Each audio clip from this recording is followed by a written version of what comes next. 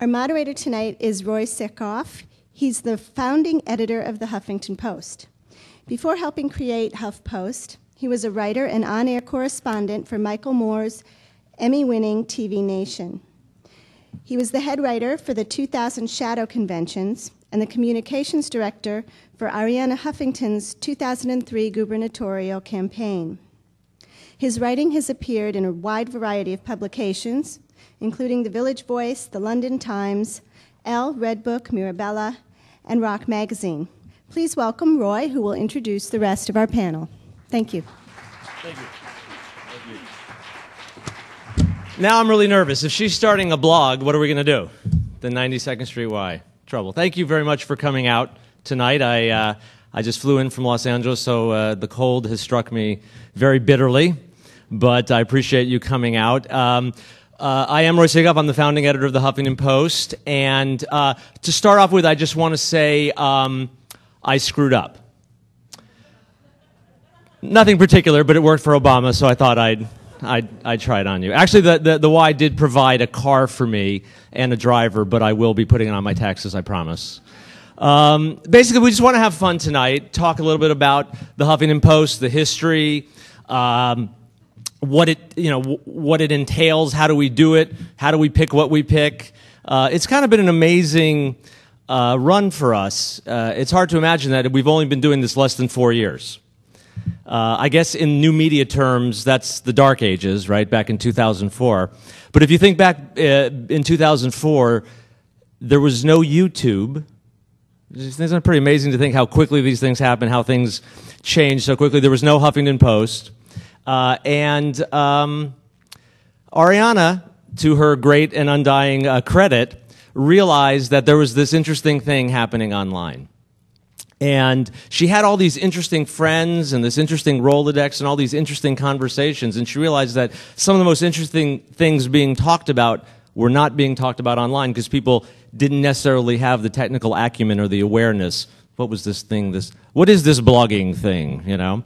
And so she set about to do this, and the real sea change that happened was the way she talks about it, the way I like to talk about it is when she says that when she was a newspaper columnist, those 3 years ago, and she'd have an idea on Monday, and she'd write it up on Tuesday, and it would be published on Wednesday, and maybe there'd be a letter to the editor a week later.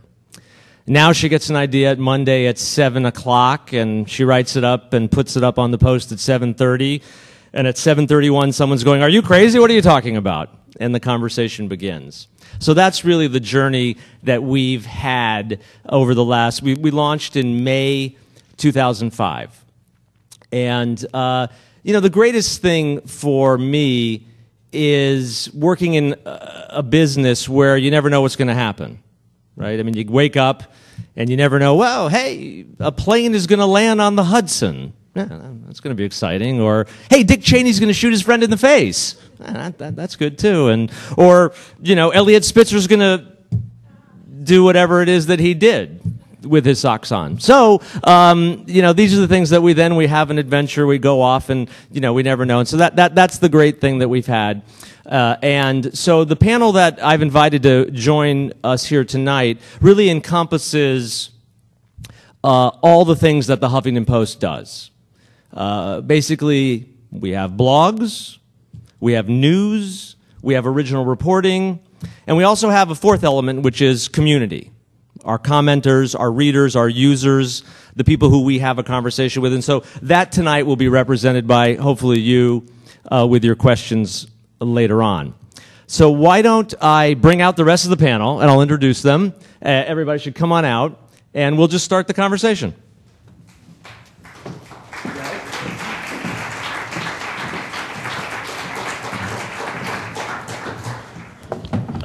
Okay, so let's see. As I said, we have each of these three elements, and representing them on my immediate left is Katharine Zaleski, who is our senior news editor, and she's been with us from basically the second month? First month. First month, yes, from the very beginning.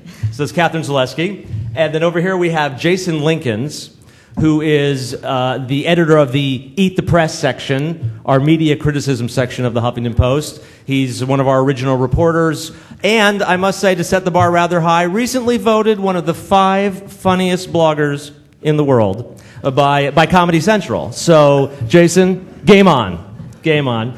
And over here, you might recognize him, Daniel Radcliffe from the Harry Potter movies. Sorry. This is Colin Sterling. He's our senior blog editor, and Colin has been there from day one and worked with Ariana previously as head researcher and now runs the blog operation. So there we go with that group. Why don't we start off by just talking a little bit about some of the most memorable things that have happened for us working at the Huffington Post. As I said, it's always kind of an adventure. I'll start with one of mine, and then we'll pass it on to each of you and see what you think. For me, I knew that I was in for something different before we even launched. It was 3 days before we had launched, and we were working, basically 20 hours a day, getting ready to launch.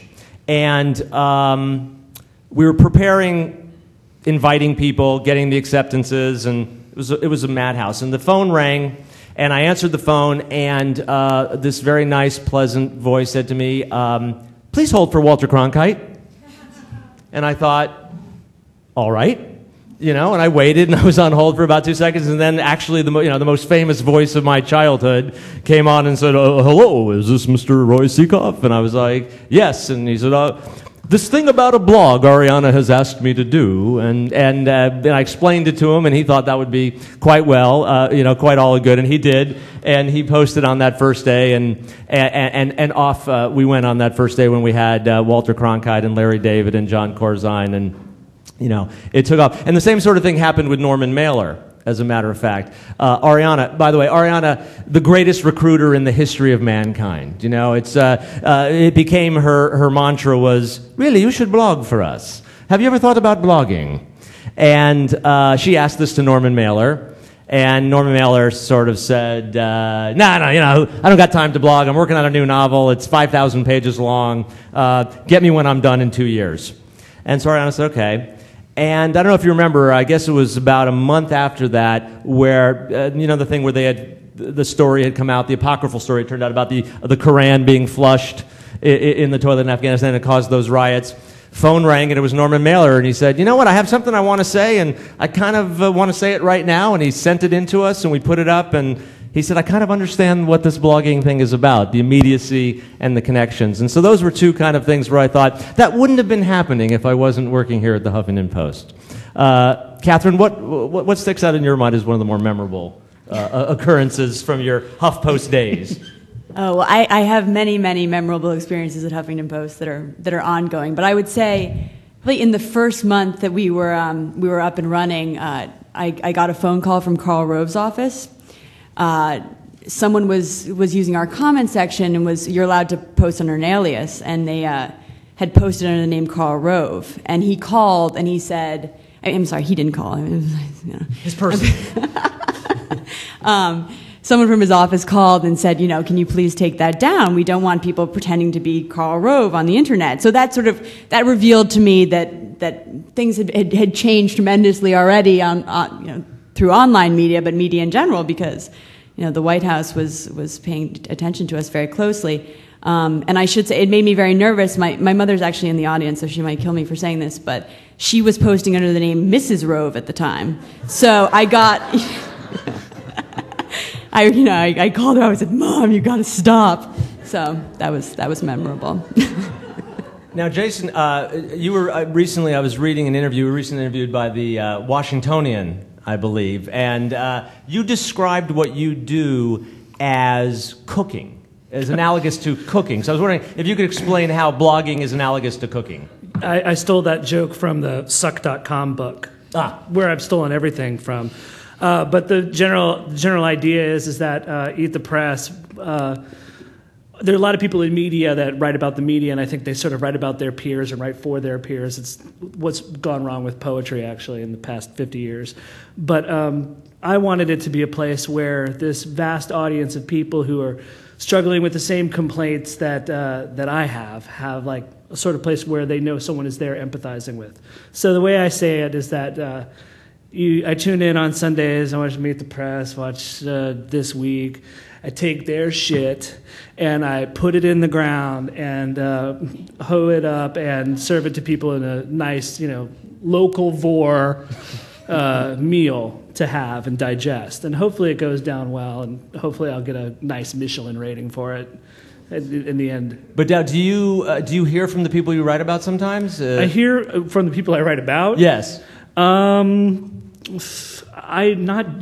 directly. Right. The unlisted number helps. The unlisted number does help. Yeah. I have been called by someone really mean, and I just did not return the call. Like Karl Rove? It was a friend of Sean Hannity's, actually, who took offense to me referring to him as a white supremacist, despite the fact that he was in fact a white supremacist. Yes. Yeah.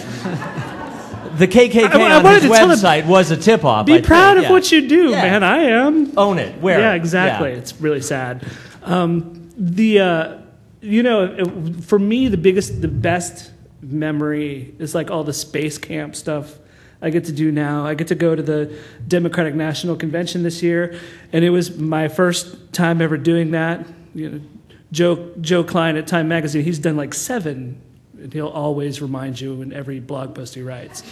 And so I thought it would be great. You'd be on the scene. There would be, press passes and filing rooms, the pageantry. And as it turns out, what it's actually kind of like is instead of sitting at home watching on TV, you go to Denver, you take a long $50 taxi cab ride, you wait in line behind a impenetrable security perimeter, you get frisked, you get your pomegranate juice stolen and drunk, and then you watch it on TV in a tent with a portaloo outside.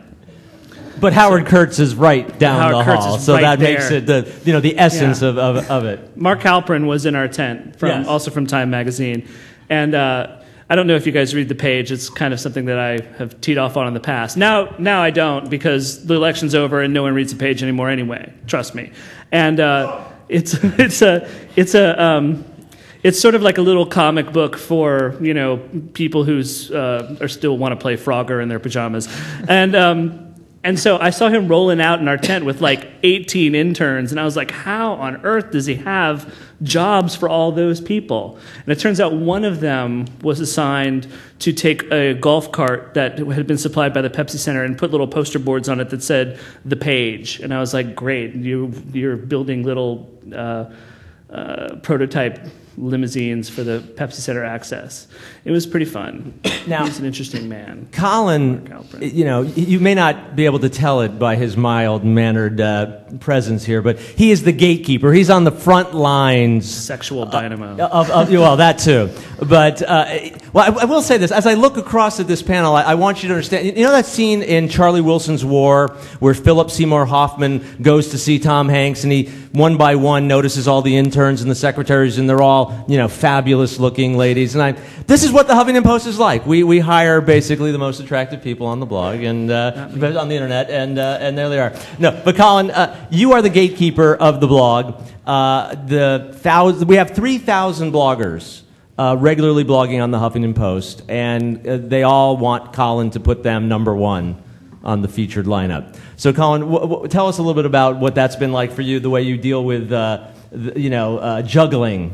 Yeah, well, I mean, that's evolved a lot over time. When we originally started the group blog, it was 300 of Ariana's closest friends, and what we didn't think about was that Ariana meets people continuously, and she's everywhere meeting lots of interesting people. So we never thought of accounting for the fact that was going to be more and more. So Ariana's full-time job is meeting new people and bringing them on. So this idea of a massive group blog became infinitely more massive than we foresaw at that point, and has only continued to grow.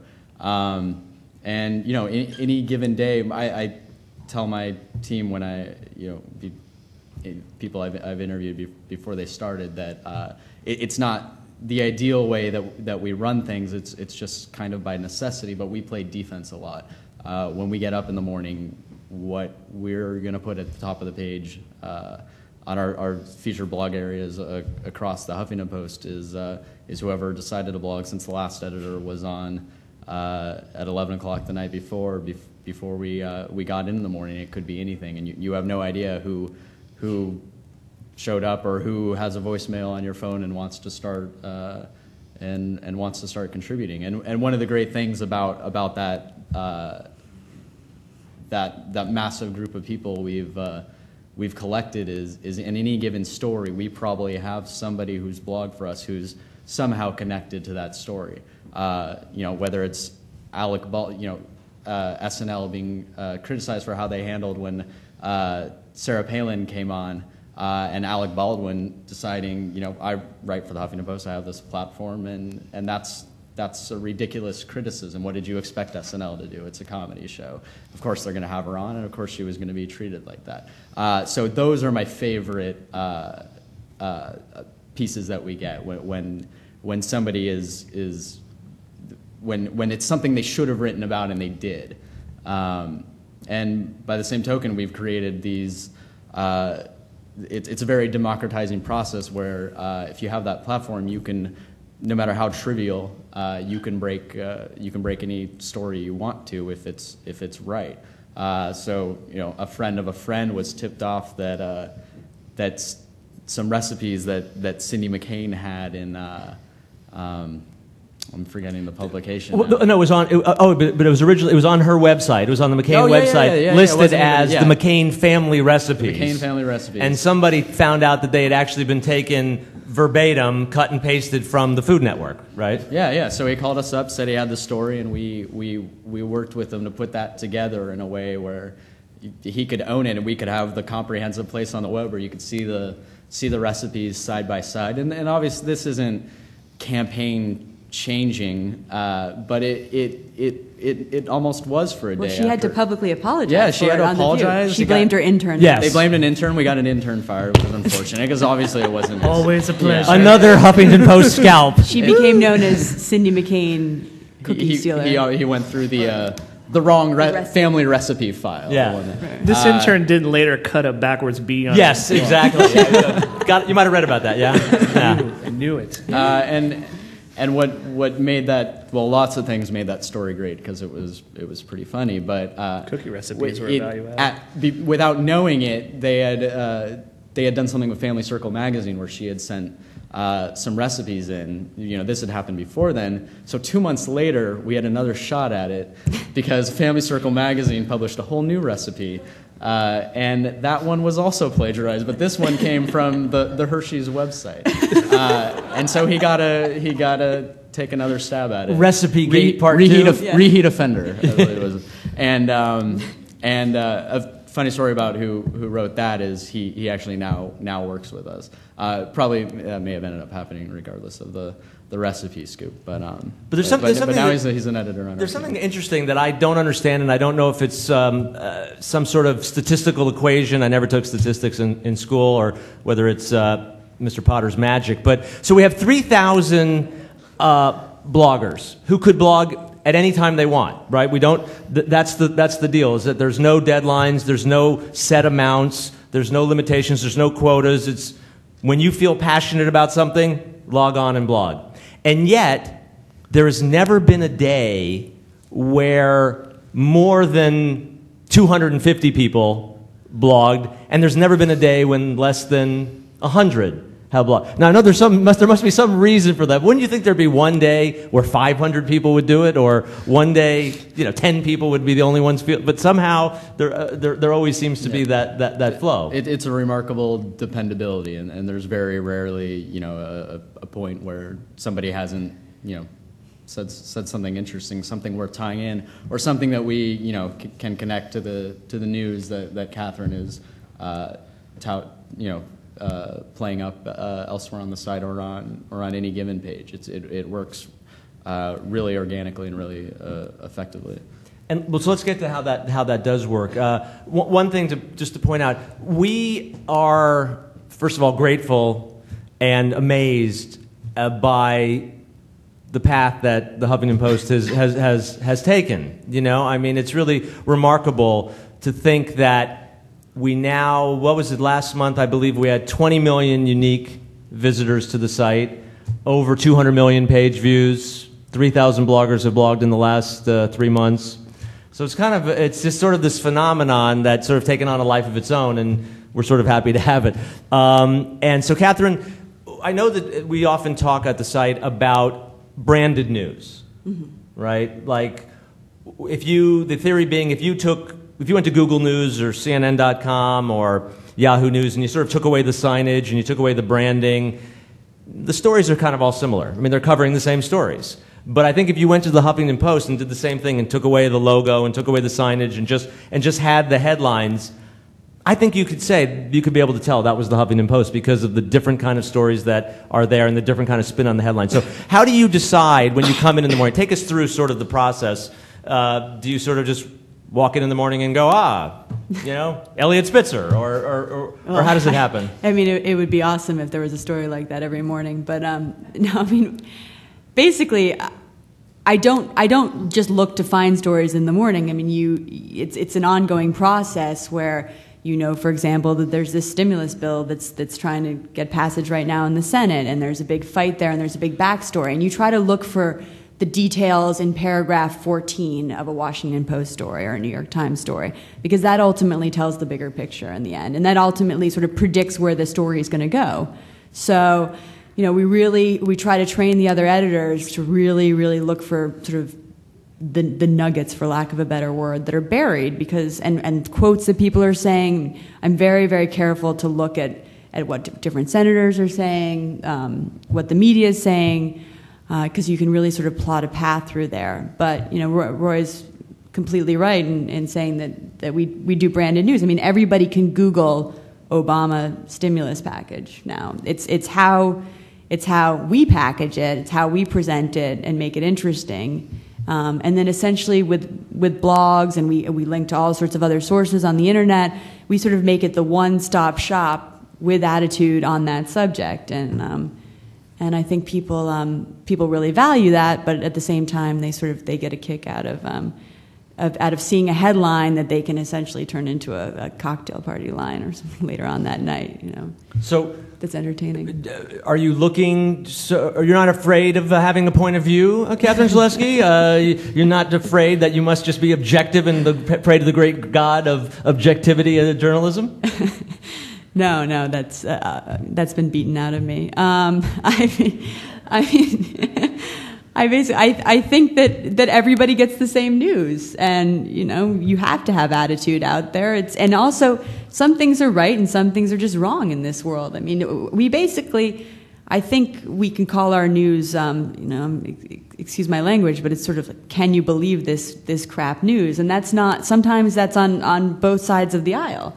We'll go after Democrats on certain issues too. It's not black and white. It's really sort of it really is sort of what shocks you and shock's not the best word, but it's what it's what you sort of cannot believe is happening in your world, and that happens right. Usually every day. So I think it's a matter of the two reactions that you want to have is either to empathize or get pissed off. Right. I mean, and I think that's one of the reasons that the bailout story we're seeing so much traction is because people can't believe, like, we're doing this again. The same thing that sort of happened in Iraq. No transparency, no bid contracts. People pocketing the money, giving the money to the same people who caused the issue. So I think that's sort of what. Yeah. No, and we have great resources to do that too. I mean, we make these calls to our email lists, for people to go and look through the stimulus bill, for example, to see sort of where the loopholes are. And then, sometimes I'll put up a story on the top and it'll get like 15,000 comments in a couple hours. So people really sort of feed off these stories, and then the bloggers go at it. So, well, pat yourself on the back for a second. Give us a story where you think that we sort of got out in front of it. owned it, maybe changed the conversation? A story that we really got out in front of. I would say, I mean, back during the campaign when, it's easy to look back now and say, oh, John McCain acted really badly for a period of time, but there was a lot of stuff that was brewing in October where people just really weren't picking up on it, or there were these sort of small reports that people would be at rallies, and Sarah Palin would say something like, oh, Obama palling around with terrorists, but it was the reactions that would come out of the crowd. There'd be boos, and people would say things like "kill him." So we really sort of got on top of that, and we had this great headline that said, "From Maverick to Mudslinger," and it was a photo of John McCain, looking up. And then didn't AP take that headline? Yeah, I think they took that headline. But even today, I mean, I noticed that Obama made a speech about how these critics were just being ridiculous, and he said something to the effect of, "Can I take these guys seriously?" I can't remember. Can you believe these guys? Can you believe these guys? Yeah. Even though I made it the top headline, I can't remember. Shouldn't have had the beer. And I noticed that MSNBC started picking up that line and going with it, that Obama was getting sort of intense, because the whole narrative for the last couple of days has been, he's just rolling over and he's letting these Republicans beat him up. Well, today he actually showed signs that he was being really forceful, and he said in the beginning of his speech this morning that it was time to stop talking and it was time to move forward. So, well, that leads me to Jason, a question that I want to ask you, because one of the things that we've sort of seen from the media, here's a shocker, kind of sometimes walks in lockstep, right? And when the meme becomes the meme, then everybody sort of follows in there like lemmings. And I think before the Huffington Post started, Drudge, for better or worse, was a place where almost every talk radio or local television, you could look at Drudge, you see what the top story was, you turn on the radio, and that's what they'd be talking about, or that's what they'd be leading on the local news. And sort of that was a vacuum that we felt that we could step into and sort of present a different perspective on those stories. So how do you think that sort of story becomes driven? How does it get traction? You follow the media. Do you feel that sort of... How does the conventional wisdom take shape? Yeah. It's complicated. I think that the this is something that Note coined with the Gang of 500, which is to refer to the political press. The political press can be a real echo chamber, and they all seize on one dramatic idea and beat it to death. The overarching storyline with the stimulus package is one that people should understand, that no one really knows what will happen if the stimulus package is passed, because you can't put an economy in a controlled experiment and see what happens like you can, a sea monkey. So everyone's taking a flyer. The conventional wisdom here, though, is plagued by two problems. For starters, if you're in the media, you don't want to big up this stimulus package too much. Because if you're wrong, everyone's going to remember that this guy on TV was saying this would work, and this guy on TV was saying it would work, and this guy on TV was saying it would work. And so all that is verboten. So there is nothing but a sort of constant din of skepticism on the stimulus package. And there's nothing wrong with skepticism on the stimulus package. But it becomes inflamed with the sort of melodrama and wide-eyed questions. Can it possibly work? Some say we may fly into the moon. And so it becomes very, very nonsensical. At the same time, it's really hard to get voices out there of people who actually study this stuff and understand it in part. Paul Krugman is one of the ones who has that kind of perch, that does talk about it, but all week long, I've been reading people like Brian Butler, I've been reading people like Ezra Klein, I've been reading people like Matt Iglesias, and all these guys have very, very smart takes on what may happen, what could happen, or what needs to happen. And you don't hear about any of these things. There's just sort of these kind of tropes. I think David Gregory has, for weeks and weeks and weeks, asked about, tax cuts. Are there going to be enough tax cuts? Seriously, because I'm really, really rich. And it's sort of like this mantra. And one of the things that really always used to drive me crazy is that you can actually put the Obama tax plan and look at it on one sheet of paper and say, okay, these are the tax brackets that's going to affect in this way, and look at it and say it's a net tax cut as written. Maybe not how it's going to be implemented. No one likes to see the sausage, but the way it was presented was a net tax cut. But because taxes are going to be raised on one part of this pie, people are like, well, you can't ever raise taxes during a recession. And then when the recession ends, it's, well, you can't ever raise taxes when there's not a recession. It becomes part of the thing. And I used to pound my computer. It's just math, David Gregory, dude. It's just math. Okay, subtract that, add that, and what do you get a net tax cut? I mean, why are we disputing this? But it became part of the mantra. And during this whole stimulus thing, somehow this non-existent CBO report got out that talked about how, it was just amazing to me. It talked about how slow the stimulus was going to come. And there were days and days and days of stories of the CBO report. Oh my God, the CBO, it's totally throwing the neg on the stimulus package. Well, Ryan Graham actually went looking for the CBO report, and it did not exist. It was non-existent. It was a ghost document. No one wrote it, and more importantly, no one read that. You cannot read something that doesn't exist, but all these guys were reporting on it like they had it in front of them. Like, oh my God, we opened the Ark of the Covenant and look what we found inside. CBO report, faces melting, game over. And it was all air. So that is how things get in place. Rumor and size spins out of control and becomes cemented as what's really going on. Well, it seems like they also feel uncomfortable talking about it, so they'd rather talk about, the phony soap operas. Blago. Blago. What about Blago? I don't want to think about the economic collapse of the world, so I'll talk about or Caroline Kennedy. What about Caroline Kennedy, for God's sake? In Blago's defense, he is very magical, that man.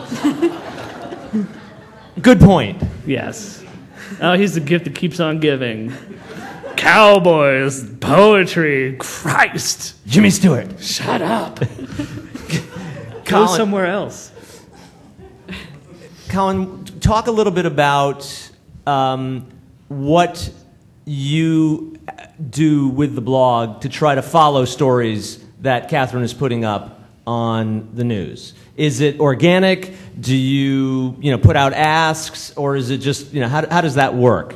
Because that sort of is the signature, right? Is that we have news matched with real-time opinion. Yeah, I mean, well, to answer the question you actually first asked me is if your post is going to get promoted first thing in the morning when we come in and see it, it's you're gonna be saying something that nobody else is saying. We may have duplicate.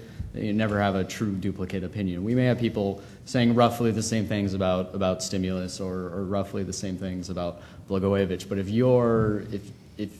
you latched on to a new part of that story or made a point that nobody else was making, including anybody in any major op-ed page in the country, then that's what we're going to use, because that's what's interesting. Everything else, everything Jason's talking about, that you can find that anywhere else.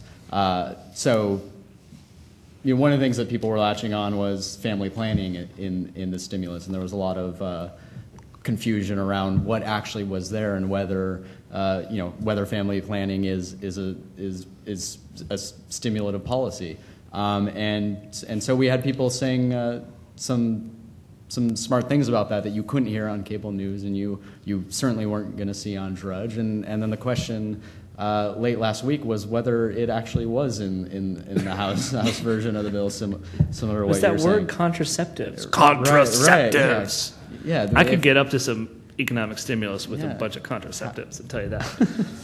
So if you're pointing out something that nobody else is touching on, then we're gonna that's what we're gonna use, and we built HuffPost in such a way not we. Well, yeah, we. Take some credit, man. Take some ownership. We build HuffPost in such a way where now you can pull up the story on family planning, the stimulus, or whatever, and you can intuitively follow the opinions of our army of people that have sounded off on that, and we'll if somebody's saying something really brilliant, a great example. One of our favorite bloggers, Chris Kelly, today wrote about this is getting a little wonky, but about whether Congress should continue or whether Obama should continue funding the F-22 Raptor, an airplane we've never used in combat because they don't work in war zones because there's too much radio interference, and they don't work over naval battles either because the ships again radio interference. It's a non-functioning airplane, and nobody. This is a debate that's going to be coming up in the next few months, and I like to think we're ahead of that, and in a much more eviscerating manner than you'll find anywhere else, in a much more tangible, graspable way. Because it's a plane that isn't. Yeah. I can't wait to have a debate about a plane that so doesn't work. So It's I'll gonna be save the awesome. plane But there's for jobs. the next panel. People make those planes, Colin. Make them poorly. Let's talk a little bit. I mean, one of the exciting things about working at a place like the Huffington Post is we're kind of a very small, nimble operation, and we've changed a lot. We try to be able to experiment, try things. If they don't work, throw them out real quickly. You know, it's not like turning the SS Titanic. But we don't ever be the Titanic. But so let's talk about some of the ways that it's changed. Just simply, you know, I remember when we first started, there was always this discussion of the news cycle, right? When's the best time to release something? If you release something at 10 a.m. on a Tuesday, well, then you get a maximum lift. And then it seemed that the closer we've got to the 2008 election, the news cycle became about 12 minutes long, right? And I remember one time Robert Kennedy Jr. Sent us a post, and he had put it up, and we work pretty quickly. That's one of the things we get a lot. Sometimes people who are used to working in newspapers or even magazines, I remember... shocked to see their pieces. Yeah, I remember Andrew Bergman, you know, the writer, Honeymoon in Vegas and Blazing Saddles, writer-director. He had done a lot of magazine work at one point, and Nora Ephron had told him that he should, blog for us. And I told him, anytime you have an idea, just send it in and, we'll get it up.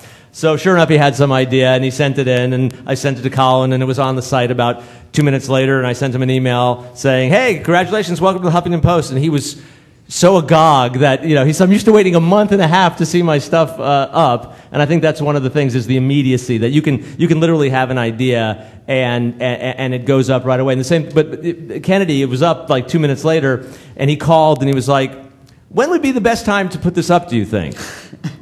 And I said, it's been up for about 10 minutes and it has 97 comments already. And he said, well, do you think tomorrow would be better? I said, no, trust me. It's fine. It's going to get the lift up. And ended up getting something outrageous, like, 300,000 page views or something. People who didn't think that was the right medium for them, or that was a bit childish of an arena to put their thoughts into. If Ariana, or somebody twisted their arm enough to get them to try it once, that's why they're going to come back, because of that immediate gratification of seeing the people respond to you. Unless you've said something ridiculous and everyone's beating you up over it, in which case maybe you decide to keep your thoughts to yourself going forward. But usually somebody's saying it's an interesting enough perspective that people are going to start talking about it, and then they're shocked at who sees it, and like I'm saying, that's why they come back. It may not even be the comments that show up immediately underneath it. It's the people they hear from. I've connected bloggers with old high school friends, and all kinds of people who reached out in the ways they find them just because they had a piece on Huffington Post, and it may not have even been one of those pieces we talk about where we come in the morning and are promoting. It may have been something that is a good piece, but a little more myopic and goes. So it's somewhere news, else. opinion, community, and reunion. Yeah, very. It's an extra little thing, side business. Yeah, the occasional book deal. Jason, since you're a blogger and since you're sort of out there as one of the faces of the Huffington Post, tell us a little bit about that sense of community. I mean, that's a big thing we've tried to grow. We've tried to create an atmosphere on the Huffington Post where it's non-toxic, where you can actually have some discourse that's of a nature a little bit more than a flame-throwing, yeah, I hate Republicans, I hate you, And so we've worked hard to do that as best we can. And last month, I believe, we had 1 million comments posted on the site. So how do you find the community of... when on the Sunday morning stuff we do, we encourage people to actually contribute. And sometimes things come fast and heavy, and I don't have a chance to get to everyone. But I get a ton of great emails on the Sunday Morning Live blog. I get great comments. And after the first 2 weeks when everybody was like, you suck, this is new, I don't understand it, blah, it became more people who were like very into it and wanted to help build it. And so now, even when I don't get a chance to like maybe put some of the great stuff I have out there in the world on the blog, I still take the stuff and I get to like mull it over, and it becomes part of like the ongoing, expansion of my knowledge base. And that's one of the cool things is that we have our editors and our writers and contributors picking at their corner of the world, and 3,000 bloggers picking at their corner, and all these commenters doing the same and adding a lot of value to what we do. And we talk about things that how are things changing? I think that one of the things that I think would be cool if maybe we could change is like this idea. We talk about news cycle, but one of the things that struck me is that we got to the end of the election, and there's this kind of like, out there in the television news, there's kind of this like, it's the end of the school year, see you guys in 4 years. And it was like almost this idea that like now like the big story was over and there was no need to give it your best. And I sort of had this different idea that like some stuff was gonna happen actually, and like of course what happened? We have Rod Blagojevich, for example. We had Bernie Voldemort made all the money go to heaven, and all this stuff was like big stories and big important stories. And like we found out this week, your Wall Street Journal wasn't working these stories when they should have been. So it falls to people who are tugging at their corner of the world to amplify these stories and get them out there. And I think that maybe we can change this whole like, it's time to graduate and we'll see you next year and catch up in the reunion after the next election and stuff, and turn it into like a world where if people are probing better news, then the better news gets bigger. And that's one of the things I hope that like HuffPost and some organizations like that change this whole attitude toward when the storyline, the big through line of action that follows in the election pageantry, we can get off that ride and like get into some deeper, some out of this rut, in other words. Let me ask you a quick question of you. How many people out there have their own blog? Nobody. Well, we won't go into the wonky stuff then. Can't see it. Note to self, no wonky stuff. Are mostly HuffPost fans, HuffPost readers, users? How about bloggers? Wasn't that what I said? No. Even more specific. Sorry, I wish I could see you, and then I would say, of course, HuffPost blogger. Your head is this big in black and white. Now I know. Yes. Because was one of the 3,000. Great. Welcome. Thank you. We appreciate it. Here's something, if it gets too wonky, just sort of say, hey, that's too wonky. Katharine, could you talk a little bit about how the business has changed in the sense that, I find this interesting, when we first launched, the whole vision of the site was as this destination, this place that you come and sort of a portal that leads you to all these other things. And I guess 90% of our traffic came in what we would call the front door, right? HuffingtonPost.com, you get there, you read the homepage, it takes you places. Now I think the number is something like in the 40. Yeah, I think about 60% of our traffic comes in what we call the back door, whether it's from Google, the Googles, comes through search, comes through Yahoo, comes through social networking sites like Dig or Stumbled Upon or Reddit. So how has that changed what you do, and what role does search play in sort of putting honey on a story to attract flies is not the right thing. What's that? And don't make this wonky. I'll make it less very wonky. Interesting. Yes. No, I mean that's a huge part of our job. I mean, like I said, I focus on these top headlines, but I realize that we basically, when a story happens, you want to be first to that story, and then you just really never want to leave that story alone because you're trying to sort of nurture it and make it the most searchable story, and you have hundreds of thousands of competitors out there that are sort of trying to do the same thing. And it feeds really well into the way that we do stories, where we find paragraphs, and we find sort of the great sentence in the 15th paragraph that's going to predict a story. And by doing that, we can build these great entries that have sort of the line on where the story is going, but you continue to add updates and video, and you make it sort of the one-stop shop. And now we have this automatic tool that allows us to coordinate blogs with the story. And we're never afraid of incorporating links from other sources in our stories. We stress doing that. So that's become very much part of our editors' jobs is incorporating. I know that sometimes links. we talk about like owning a term or owning a story. What does that mean? I mean, like we sort of own Spitzer's whore. Can you explain what that meant? Not literally. Not literally, yes. We don't have a side business. Really important. Inside talk there. Lingo. I don't want to give away all the secrets, but no, I mean, basically, Google releases a list of trends on an hourly basis. And, what does that mean? What is the trend? What does it tell Well, you? it shows you what the most popular search terms are on the internet, and they've gotten it down to really close science, where you can basically tell where people are searching. And as you can imagine right now, some of the biggest search terms are unfortunately sort of school closings in Illinois and places like that. So it can get a little boring, but boring, tragic. We own school closings. Yes. we're starting an effort on that, but.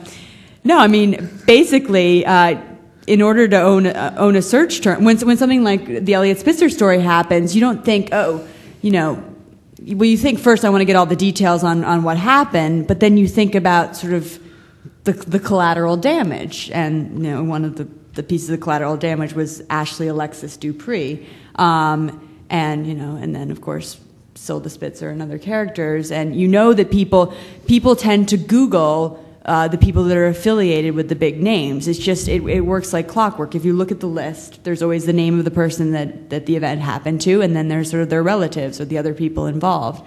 So we really built up a big profile on who this woman was, and the services that she was offering, and all sorts of her music. Don't forget her music. That was she had been part of the story. She had been anonymous up until this day, so the barrier for entry was that if you're quick enough. I have a question. Yes, Catherine. If we were to actually get a story that combined Elliot Spitzer's whore with Illinois school closings, would we destroy the internet? If Michael Phelps was also Oh, smoking. God, yes. that would really do it. there is potential. If he had the bong hit at the Illinois school, Right. Yeah. Well, I mean, I Bloggers, must be say on the the Michael lookout. Phelps story has been a huge story. I hope you're all familiar with it. He's a swimmer. He was caught smoking marijuana last Saturday, but Allegedly. Well, the proof was in the pudding. He really had so much potential, that guy. And we have a young associate editor that really sort of owned this story. He works on Saturday nights, and he built up the story, and he continued to add updates and links and videos, and he really knew about the subject matter too, which is a different. That helps. Intimate knowledge of your story helps. Yeah. And he incorporated blogs, and you really, I mean, in order to have a good story on the internet, the idea where newspapers sort of own the exclusive and they publish it once and it's their story, it doesn't work like that on the internet. You really need to be inclusive, and you need to make it sort of the one-stop shop, and you will you'll be number one, and you'll be number one in everybody's searches if you do that. And it's not a zero-sum game. I mean, that was, I think, something that you were pointing out that's important. I mean, there's always this discussion, well, are you taking other people's material? Are you linking it? So it's really, but it's a two-way street. Yeah. We desperately want to get traffic and give traffic. Well, right? no, I mean, a lot of what we do is built on symbiotic relationships. My inbox is filled with other news organizations pushing their content. I mean, ABC, for example, well, CBS this morning gave me the video of the U.S. Airways transcript, flight transcript, and they gave me the embeddable player for it.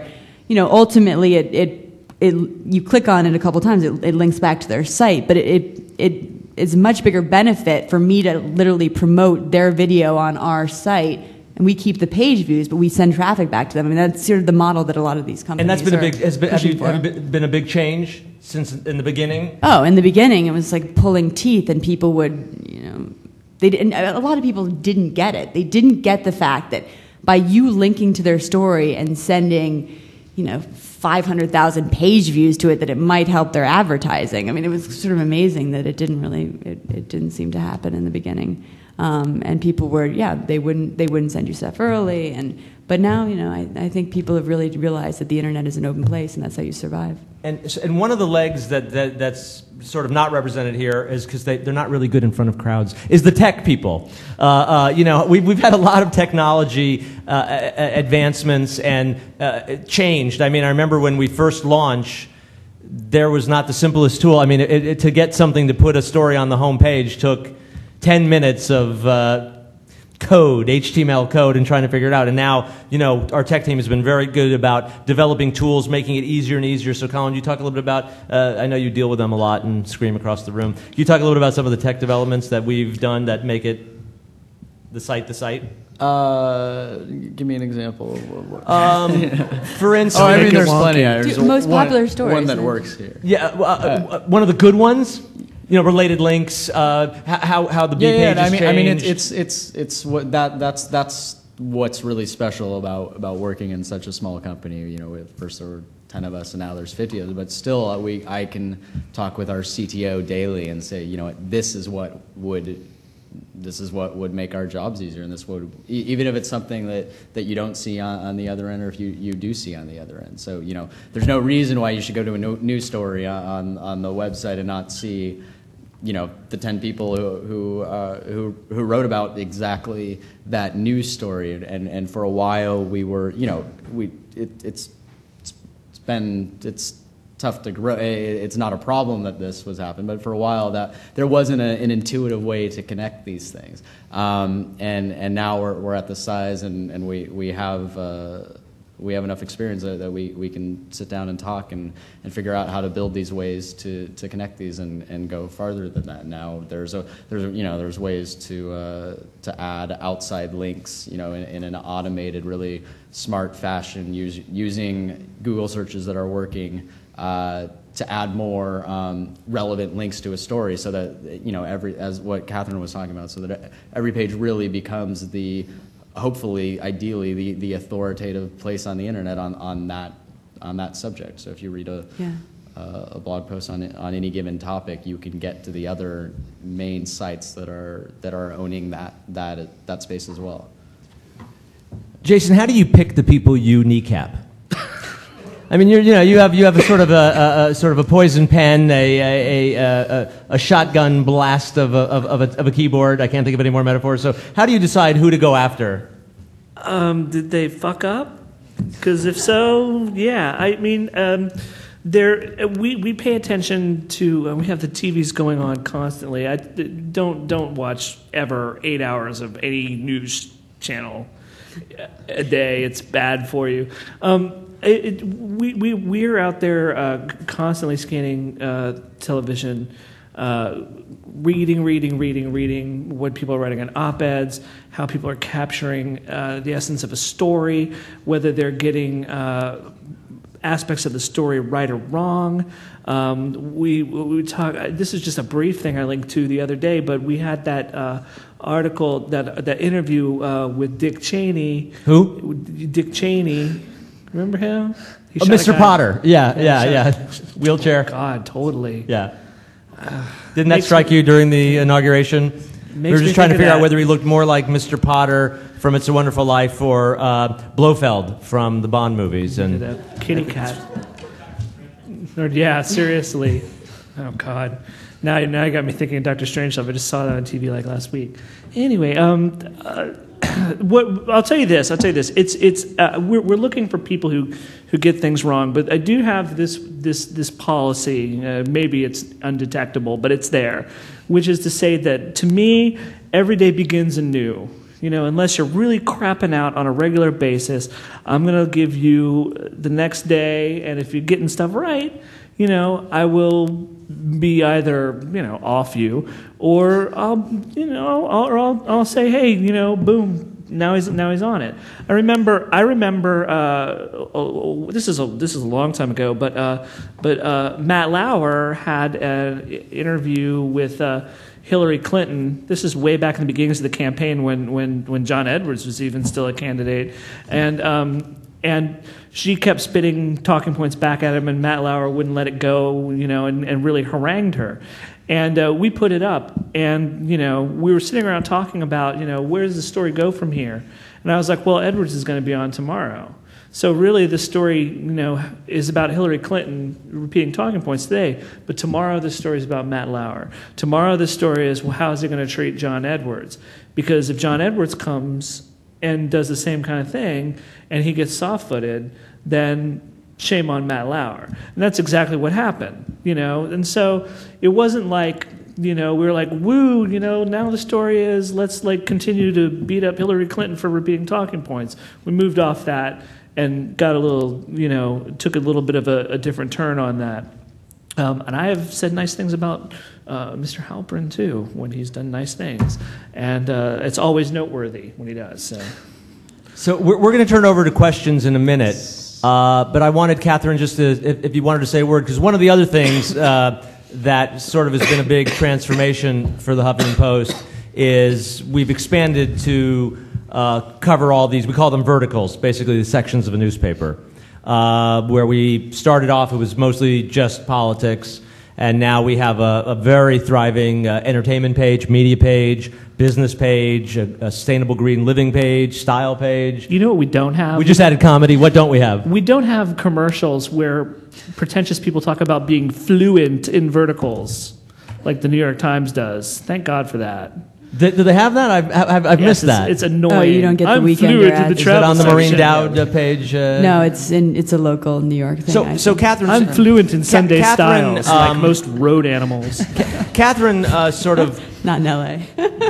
puts together the home page, and for those of you who come to the site, so we have all the vertical pages, and then we sort of try to have a little taste of everything. So how do you decide? How does that work? Are people pitching you stories? Are they beating you over the head? Are they IMing you? How do you decide the mix that goes on? Because I noticed that sometimes we have very esoteric stuff, and then kind of more salacious stuff. Or what's the mix between the high and the low? Well, it's a balance between what you want to have on the front and what you should have on the front, and our editors have sort of been told to be very pushy. We have 9 verticals now, and I think we have about 20 editors in total.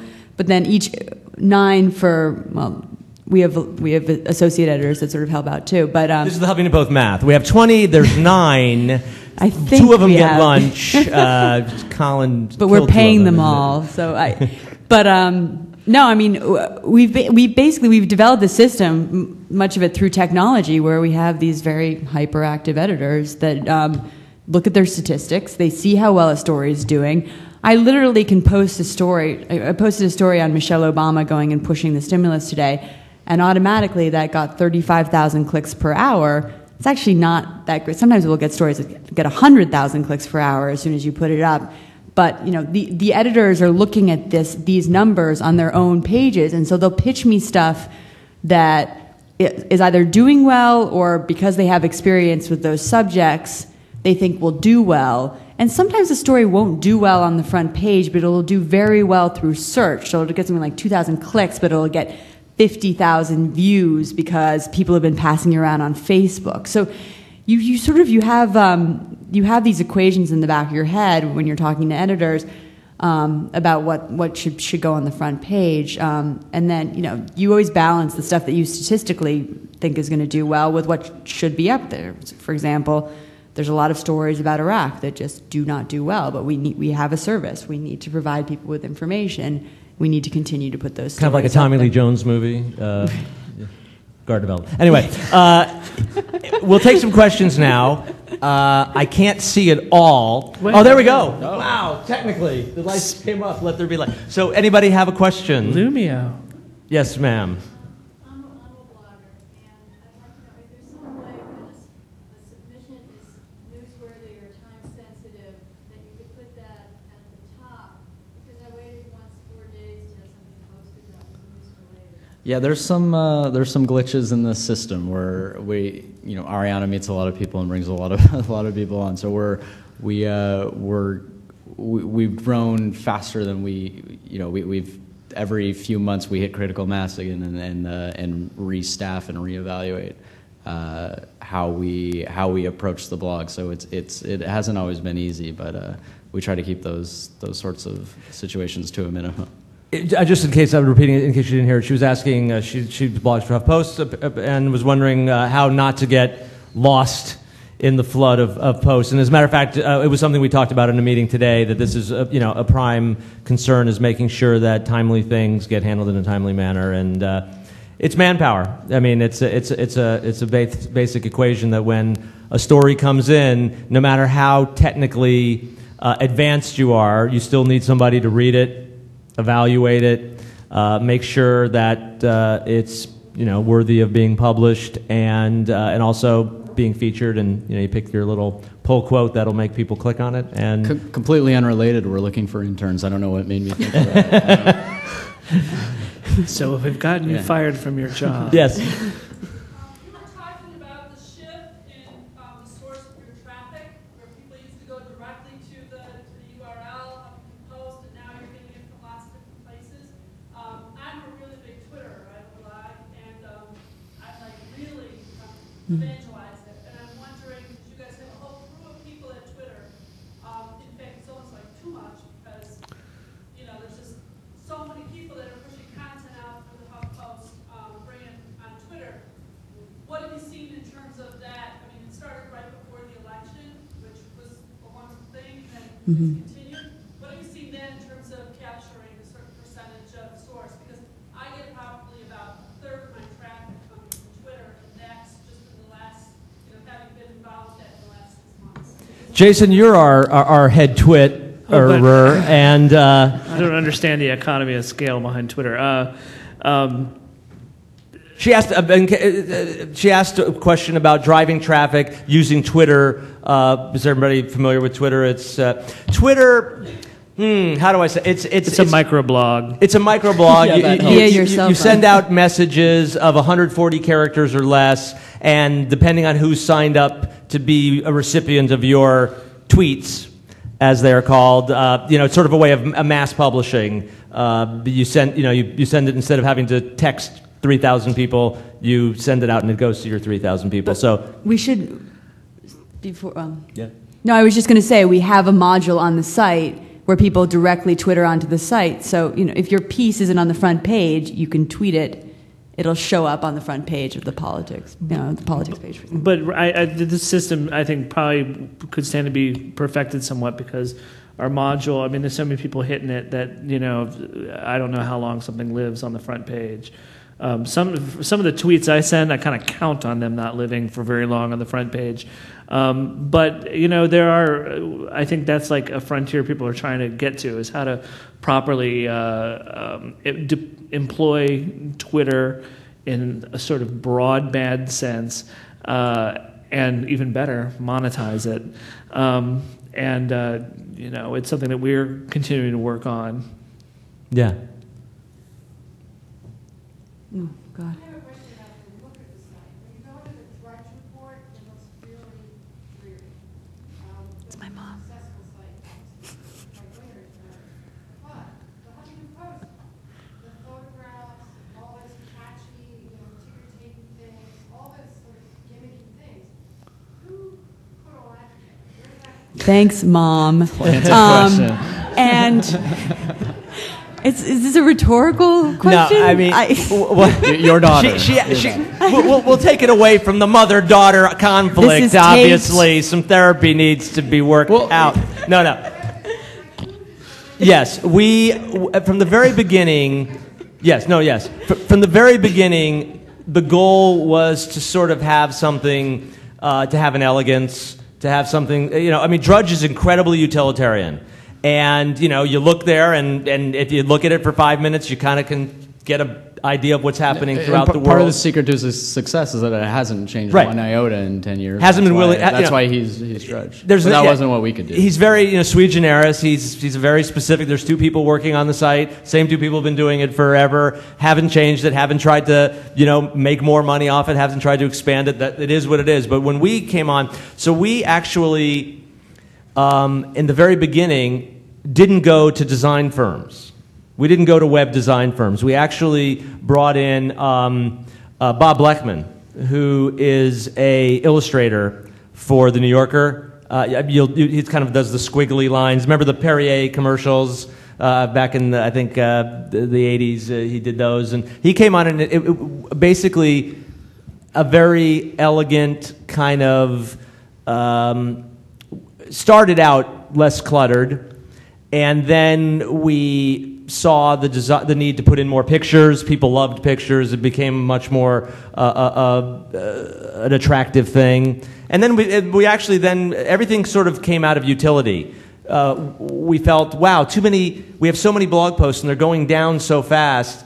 We don't want to lose our best content. So then we, put the most popular widget and these kind of things. And then, we want to get breaking news to people, so we have the ticker there. So it's sort of been trial and error. And to answer your question, your daughter. No, I'm kidding. Something like Alec Baldwin's blog, how heavily edited does that need to be? Not Using him specifically. Not at all. Most of these people, after they've blogged a few times, they have a password and they're writing directly to the site, and we're either saying yay or nay. There's basic copy editing and maybe saving them an embarrassing mistake that we caught, but we're not restructuring those. There are situations, especially if it's somebody's first time, and maybe it's a little long or it's a really complicated subject, and they tackled it, and we know it could be something a little bit better. Then we'll work on their piece with them. But we're dealing in volume, as I was discussing earlier, and also people want to know that when they're reading Alec Baldwin or the person under Alec Baldwin who you've never heard of, that they really that they wrote it, and so fortunately the better solution there is actually less work on our end, which is we're not heavily crafting it. Whereas if he sent that in, to the Times, they're gonna for the op-ed page, they're gonna go back and forth with it for a while, which can help, but it can also hurt it too, especially if you're looking for that immediacy. And I think that gets to the essence. But it's exactly as he wrote it. Right. That gets to the essence of blogging. Is from the very beginning, one of the things we wanted. It was a word that we used, too much, but we would tell people who asked us, well, what's the tone? We'd say, make it bloggier. Right? What does bloggier mean? Well, bloggier really means it's the kind of thing you would send in an email to a friend. You'd wake up, you'd read the paper, you'd go, holy mackerel, man, that's unbelievable. And can you believe this? And you'd send it out. And there's something about the more personal, the more intimate. I know, Jason, you try to be as intimate as possible in everything that you do. So talk about the tone. What's the difference between? I know you've written for magazines. I know you've written for newspapers. I know you wrote brochures for housing developments. So before you did that, what does bloggier mean to you? How did you get that voice that you now have that's made you one of the top 5 funniest bloggers in the world, according to the Comedy Central News?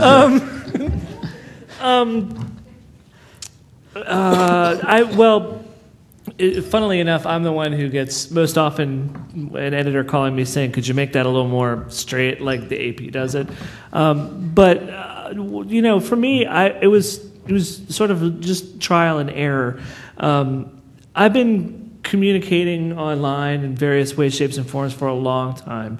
And I've had really, really good mentors on how to do it. And I've had really good opportunities, and they've all translated. And I think that one of the things that I think constitutes that bloggy voice is that it's like something that's authentically you. When you see it written, you don't think, oh, this is written by a space alien that had my opinion. It was written by me. And it's one of those things, when you start blogging, if you go home tonight and, go to Blogspot or Typepad and open a blog, I think that it's a very worthwhile exercise. The process of writing anything is a worthwhile exercise, because right now in your brain there's how you understand the world, and it's cascading around your mind, and you're struggling to make sense of it. And the exercise of writing is like providing an OS for your mind. You get to line up thoughts, and you get to practice working those muscles and start to think more linearly and start to think more expansively. And sooner or later, you can go out in the world and start to experience things in a way that makes sense, and you can communicate it in a way that makes sense. And once you start communicating sensibly, you find that life sort of takes off for you.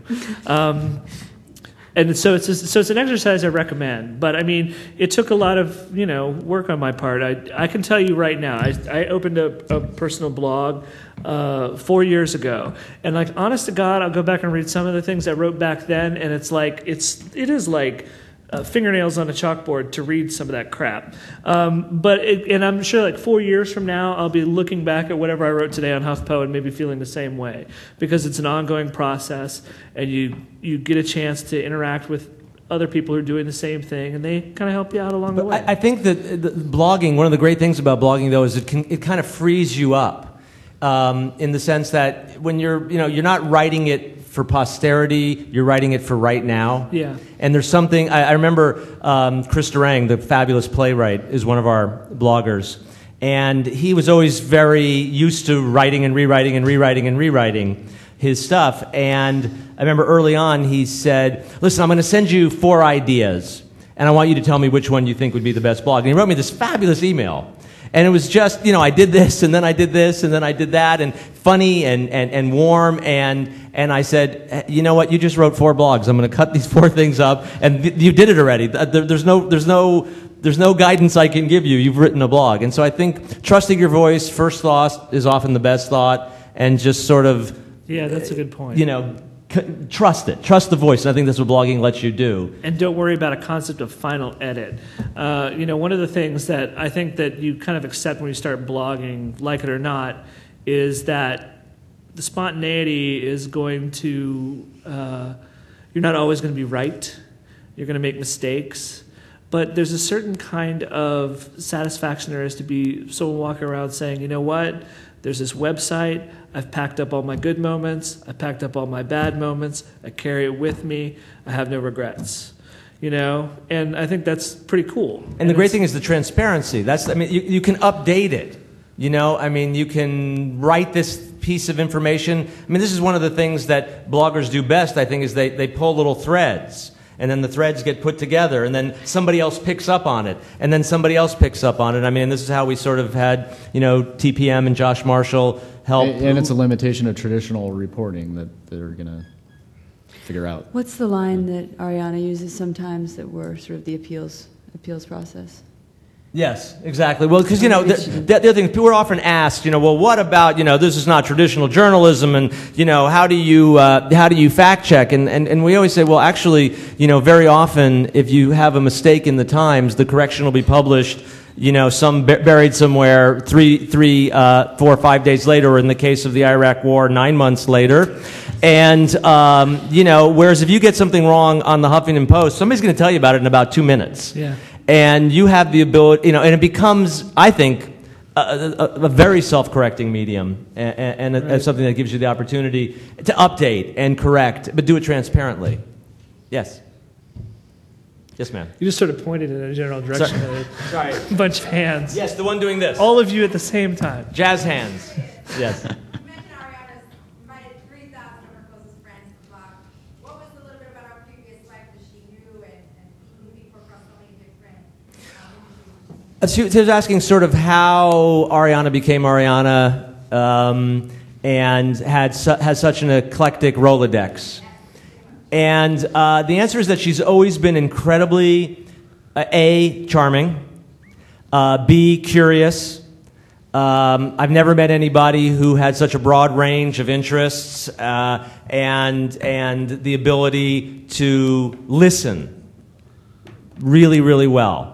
You know, there's a lot of people who are sort of pundits and pontificators who like to hear the sound of their own voice. I'm not talking about you, Jason Linkins. I think you're a good listener. But you know, Ariana has the ability All those to... long nights we spent, I would hope so. Listening. Yeah.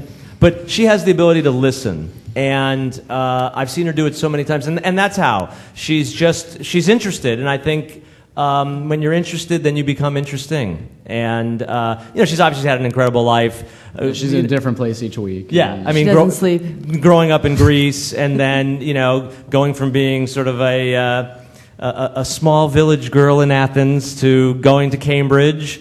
And after Cambridge, you know, writing a bestseller when she was 23 and... that taking her around the world and ending up in New York, and you know, that whole journey. So, and I think she is, like I said, she really genuinely is interested in what people have to say. Any person. I saw her in Denver, just people standing waiting for taxi cabs. If you know, she was there she could bend their ear. She would ask them probing questions and get to wanted to know what was on their mind. Yeah. You know? So I think that's that one. A lot of people who we get to write, and some of our best bloggers are people that came to us and saw the appeal of not just writing in that medium, but writing in the space that we had set up. And you know, if you go to the site, it says if you have something to say it on the Huffington Post, and we hope that messages to people that this is the place to have a debate. You know, whoever you are, there couldn't be a better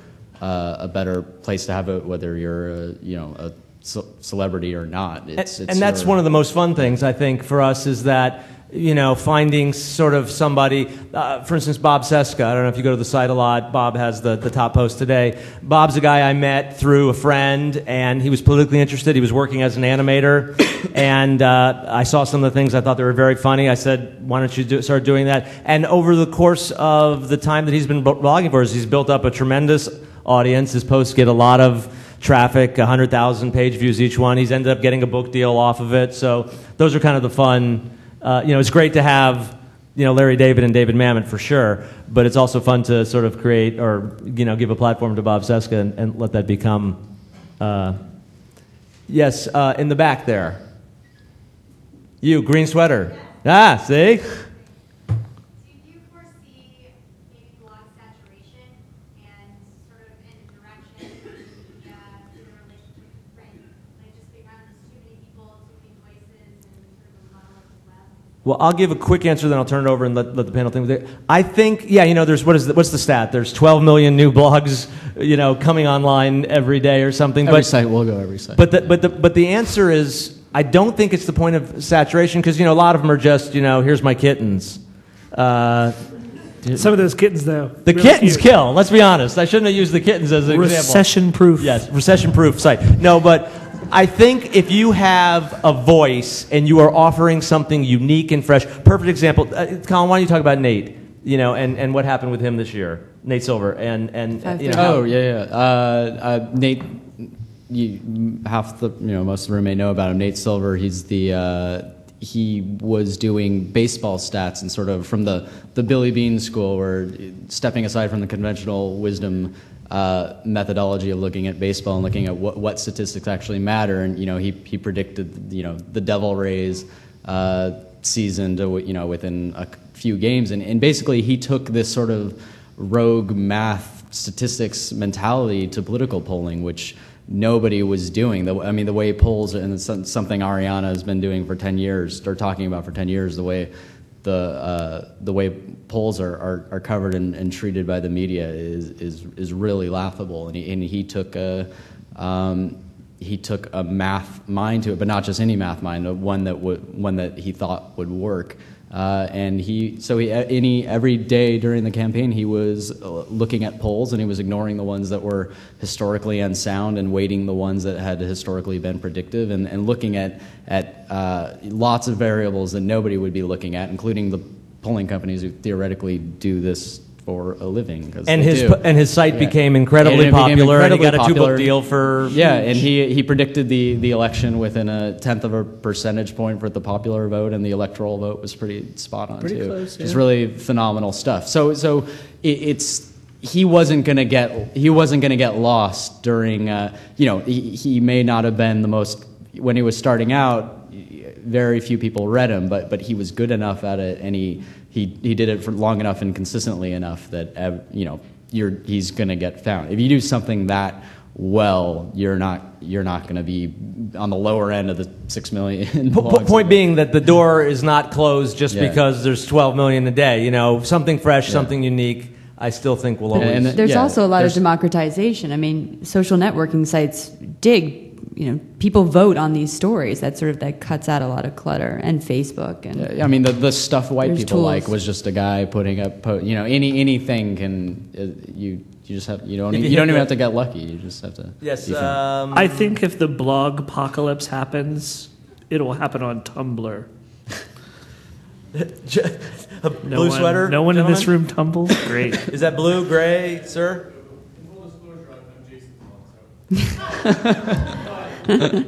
got to talk about traditional news media, and everyone's writing the same thing, and they need to listen more. Colin, what is the place of traditional news media, whether it be newspapers, television, broadcast news, and what about the fact that I've read that the most emailed stories aren't always kind of the ones that have the kind of deepest and richest kind of import, like the F-22 story, for example. Katharine, why don't you take that one? Well, to answer your first question, I mean, like I said, we depend on newspapers a lot of the time. I mean, we need them to advance many of the stories that we latch onto, and we aggregate many of our stories too. So we have these great relationships where we continue to promote their content, and it's the case of having too many blogs. I think there are probably too many newspapers, and the great ones are sticking around. They're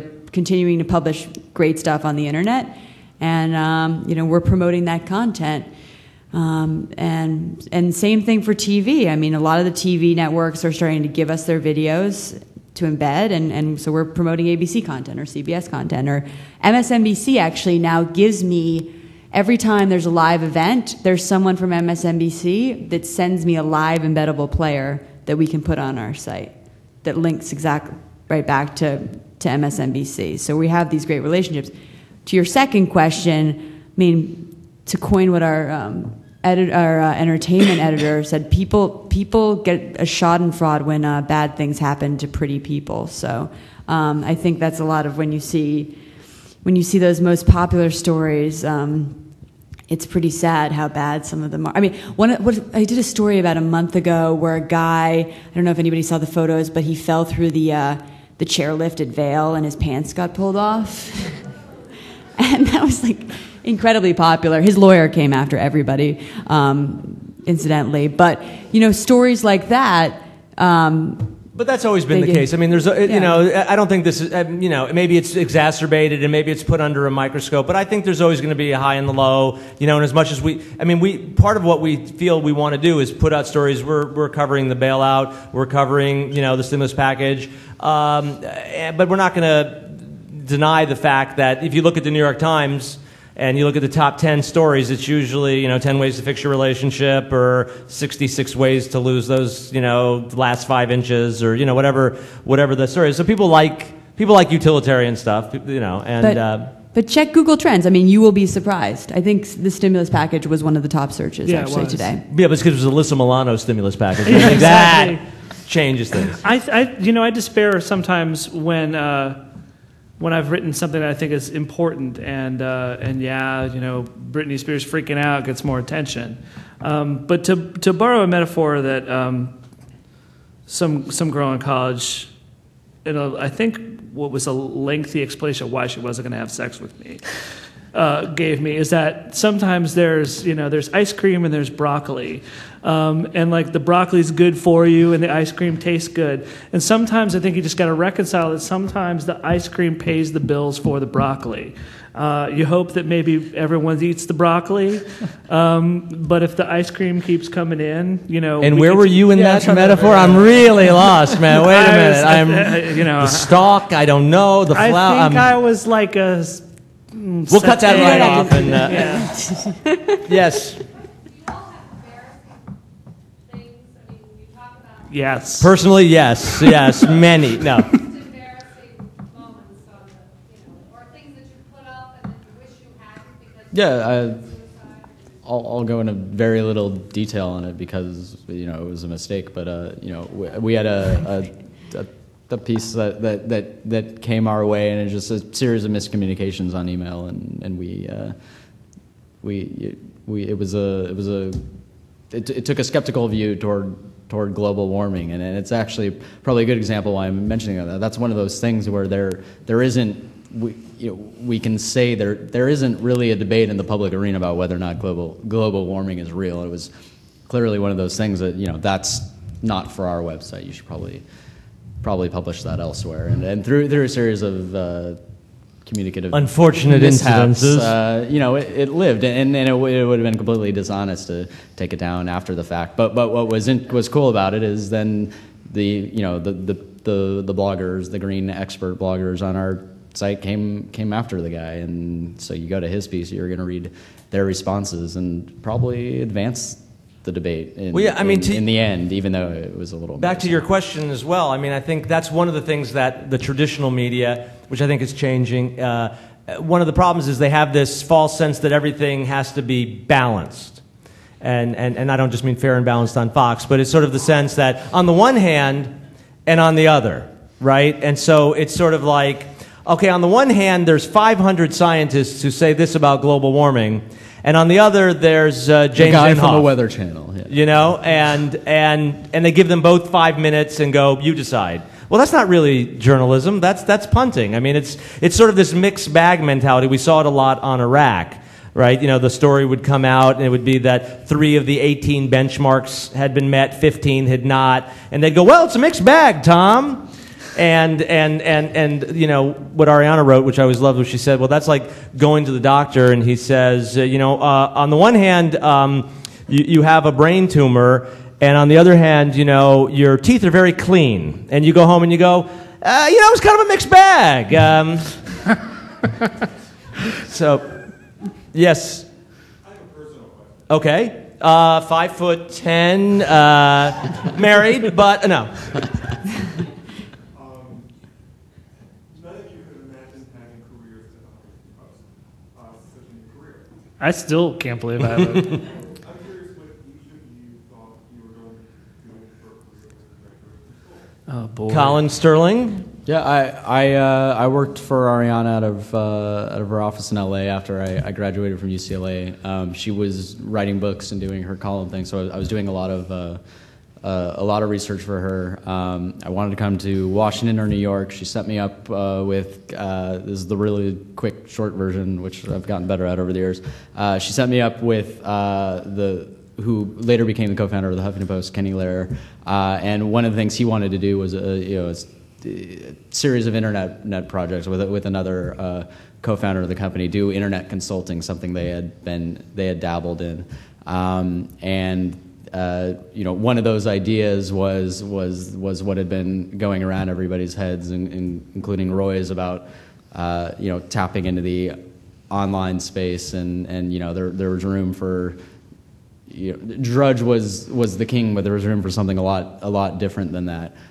So, long story short, that became the thing, and all the other ideas And what did went you out the think in window, college, though? When you left college, what did you think you were going to be doing? I had no idea, but it wouldn't have been better than being on the ground floor of the Jason, when you left, This really takes me back because when I went to college, I was going to be a marine goddamn biologist. I'm not even lying. I was like mad deep into plankton and stuff. And like, didn't happen that way. Then I was going to study French for some reason. I don't know why. And then I became an English major. And then I went on to get an MFA in theater. And then I was a government contractor. And then I said, why don't I just write? And so I got a job as an editor for that building and construction magazine company. And that's how that ended up.